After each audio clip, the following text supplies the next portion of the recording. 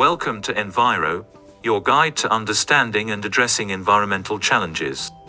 I'm your host, Dave. Today, we're diving into a critical issue affecting communities worldwide: the impact of fertilizer and irrigation runoff on our local water systems, humans, and the environment. Joining me today is Farmer Joe, a dedicated steward of the land, and Leslie Theolopoulos, a leading voice in environmental conservation. Before we dive in, let's set the stage. Fertilizers are essential for modern agriculture, providing vital nutrients like nitrogen, phosphorus, and potassium to crops. However, the excessive use of these chemicals, entwined with irrigation practices, can lead to runoff, posing significant threats to our waterways and ecosystems. Indeed, Dave. As farmers, we rely on fertilizers to nourish our crops and ensure abundant yields. However, we must acknowledge the unintended consequences of our practices, particularly regarding runoff and its impact on water quality. Thank you, Farmer Joe. Now, Leslie, could you shed some light on the specific chemicals found in fertilizers and their effects on our water systems? Certainly, Dave. Nitrogen and phosphorus, two primary components of fertilizers, are of particular concern. When excess nitrogen enters water bodies, it can fuel the growth of algae, leading to harmful algal blooms. These blooms not only deplete oxygen levels, suffocating aquatic life, but also release toxins that pose risks to human health. Runoff of fertilizers can also lead to contamination of drinking water for humans, increased pathogens and nitrates, which can have even greater effects such as an increased risk of methemoglobinemia in infants. In ecosystems, microorganism growth can be increased as the fertilizer stimulates it, resulting in lower oxygen levels in water. This means more risk for any aquatic organisms present, including potential death. That's alarming, Leslie. How do phosphorus and nitrogen find their way into our water systems? The journey begins on agricultural lands, where fertilizers are applied to crops. During rainfall or irrigation, these nutrients can be washed away, entering streams, rivers, and ultimately, our lakes and oceans. Additionally, urban areas contribute to the problem through stormwater runoff, further expanding nutrient pollution. Despite these challenges, Dave, farmers are embracing innovative solutions to limit nutrient runoff. From adopting precision agriculture techniques to implementing cover crops and buffer zones, we're working to minimize our environmental footprint while maintaining crop productivity.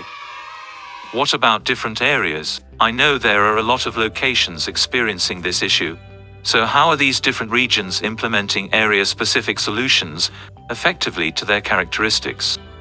Absolutely. In the Midwest where I farm, buffer zones have been a game changer. We've implemented strips of elevated vegetation along water bodies, acting as natural filters to trap sediment and nutrients from runoff before they reach our streams and rivers. That's right. Buffer zones are a critical tool in protecting water quality in these sensitive areas. They not only prevent pollution but also provide habitat for wildlife and promote biodiversity.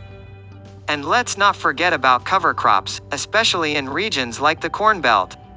Planting cover crops during the off-season helps to prevent soil erosion and absorb excess nutrients left over from the previous crop cycle, like nitrogen.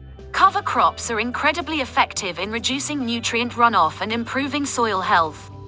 They're a win-win for farmers and the environment, promoting sustainable agriculture practices while safeguarding water quality. And in areas like the Great Plains, precision agriculture is gaining momentum. We're using advanced technologies to precisely apply fertilizers only where they're needed, minimizing wastage and runoff. Rules and regulations such as the banning of phosphorus has allowed for drinking water to stay clean even when using this tool. Even though phosphorus is banned from fertilizers, there are still other chemicals available for use. Regulations on fertilizer application, such as not applying during the dormant season, has also reduced the impact fertilizers and irrigation can have. Ultimately, being educated on safe handling of the products, safe storage and application can make all the difference. Precision agriculture indeed offers promising solutions.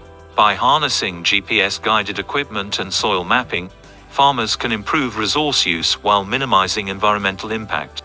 These area-specific solutions highlight the importance of creating practices for the unique characteristics of each region. By understanding local ecosystem dynamics and implementing targeted measures, we can effectively understand the impacts chemicals have on ecosystem health. Additionally, collaboration between stakeholders is essential. By investing in green infrastructure, we can protect and restore our waterways, ensuring a sustainable future for all. Thank you both for your insights. Before we conclude, could you highlight why addressing this issue is crucial for our communities and ecosystems? Clean and healthy water is the lifeblood of our communities, Dave. By safeguarding our water systems, we protect not only wildlife and ecosystems but also human health and well-being. Absolutely. Addressing nutrient pollution is imperative for preserving biodiversity, supporting fisheries, and safeguarding recreational opportunities. It's a shared responsibility that requires collective action and commitment. Overall, this issue is incredibly important as communities need to be fed and the environment needs to be cared for. Ultimately, efforts to prevent the issues that come along with the use of fertilizers and irrigation systems can allow for them to be safely used, all while feeding communities, providing good drinking water and protecting ecosystems. Wise words indeed. Thank you, Farmer Joe and Leslie, for your expertise and dedication to environmental stewardship. And to our listeners, thank you for joining us on this journey. Join us next time as we continue to explore pressing environmental topics. Until then, remember to stay informed and take action to protect our planet.